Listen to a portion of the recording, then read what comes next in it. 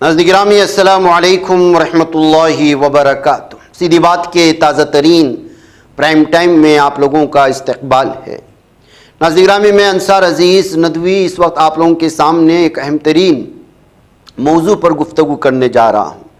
جب سے اسرائیل اور ایران کی جنگ شروع ہوئی اس وقت سے یہاں کے سپریم لیڈر خامنہ ای سرخیوں میں تھے، اور پھر اس کے بعد ڈونالڈ ٹرمپ نے ان کے قتل کی دھمکی دے ڈالی، یا اسرائیل ان کو قتل کرنا چاہتا ہے۔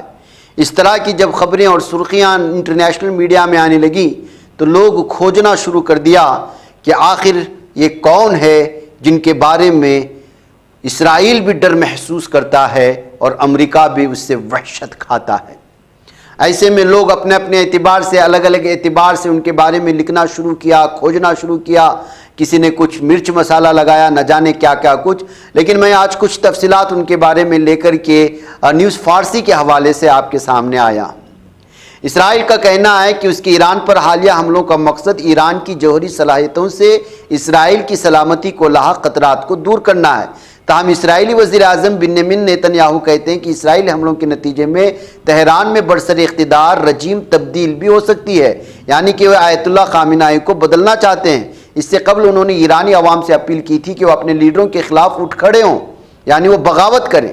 اس تناظر میں ہم دیکھیں گے کہ ایران کے رہبر اعلیٰ کون ہیں، ان کے پاس کتنی طاقت ہے، اس کے علاوہ آیت اللہ خامنہ ای کے خاندان کا ایران کی سیاست میں کیا کردار ہے، وہ اچانک مشرق وسطیٰ میں بالخصوص ہیرو کے روپ میں کس طرح ابھر کر کے آئے، اور حالیہ اسرائیل اور ایران کی جنگ کے دوران جس طرح سے گوگل میں ان کے نام کو لے کر کے سرچ کیا گیا، ان کے بارے میں جاننے کی کوششیں ہوئی، وہ ساری چیزیں اگر دیکھیں گے تو ایک معمولی سی علمی خانوادے سے تعلق رکھنے والے وہ شخصیت نکلے جنہوں نے ایران کے انقلاب میں اپنا بہت بڑا کردار ادا کیا تھا۔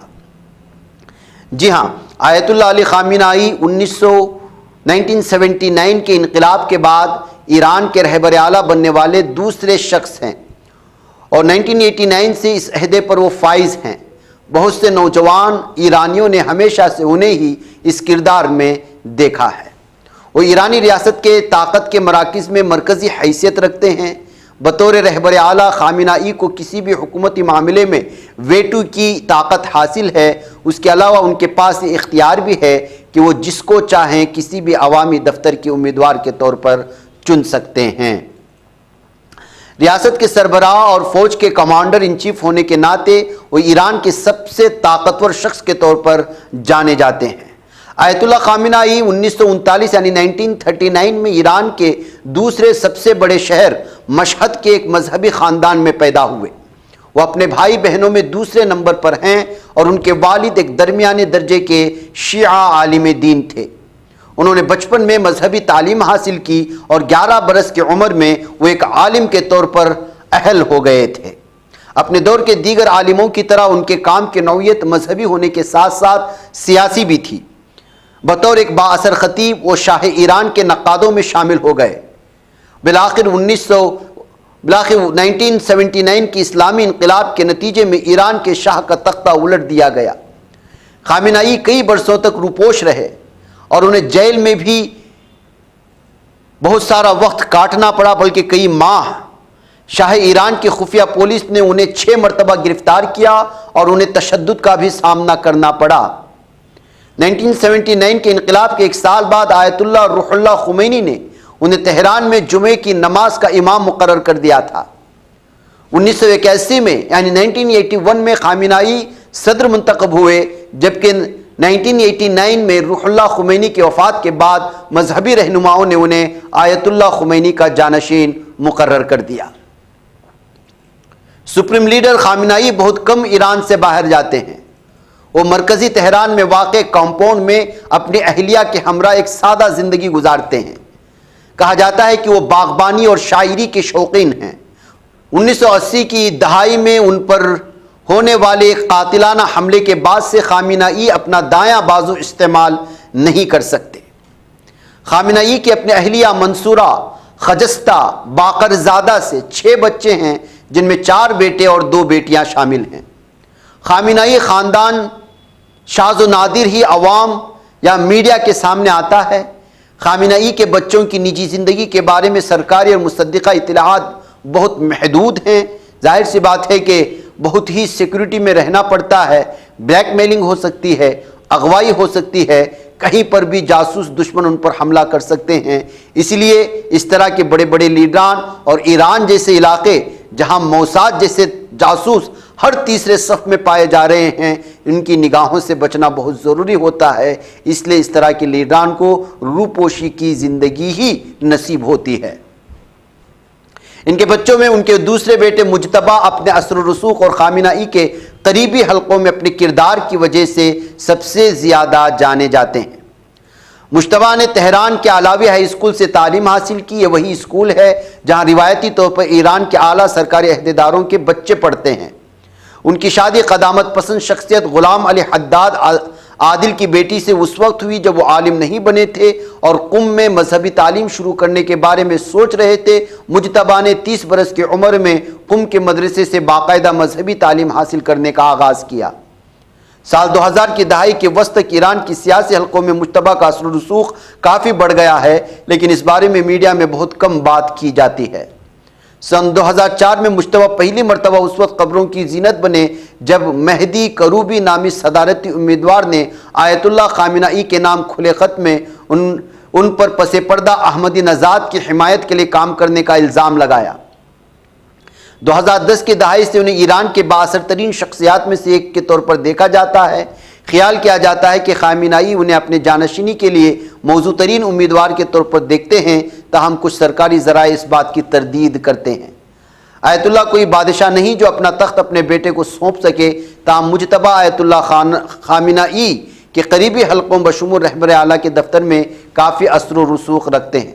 خیال رہے کہ رہبر اعلیٰ کا دفتر کئی معاملات میں آئینی اداروں سے کہیں زیادہ طاقتور ہے۔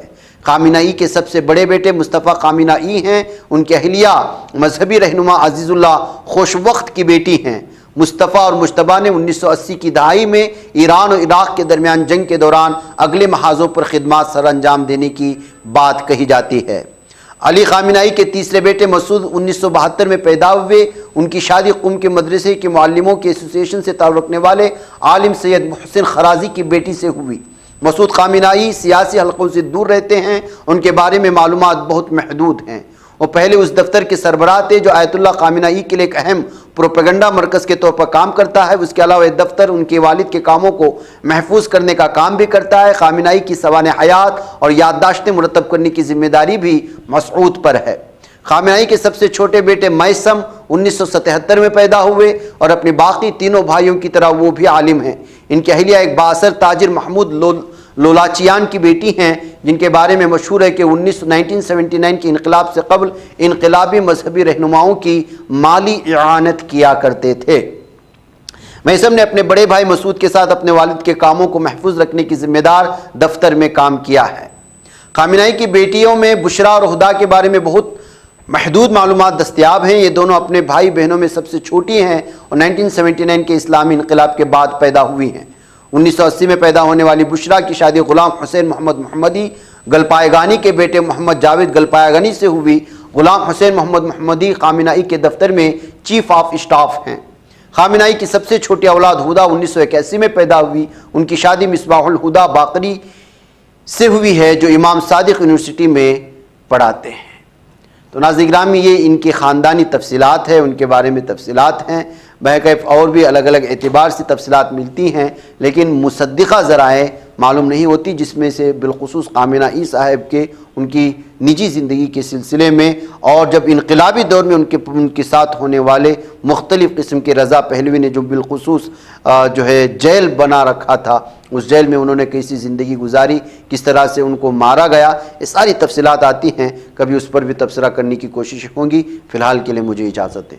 السلام علیکم ورحمۃ اللہ وبرکاتہ۔ یہ بچ پاتا ہے کوئی صحافی کی نگاہوں سے، ملاتا ہے یہ لوگوں کو محبت کی پناہوں سے، کرم اور درد مندی کا ہے ایک سنسار سیدھی بات، عزیمت جرأت و ہمت کا ہے اظہار سیدھی بات، عزیمت جرأت و ہمت کا ہے اظہار سیدھی بات۔ یہ چین الحق نگر بن کر کچل دیتا ہے فتنوں کو،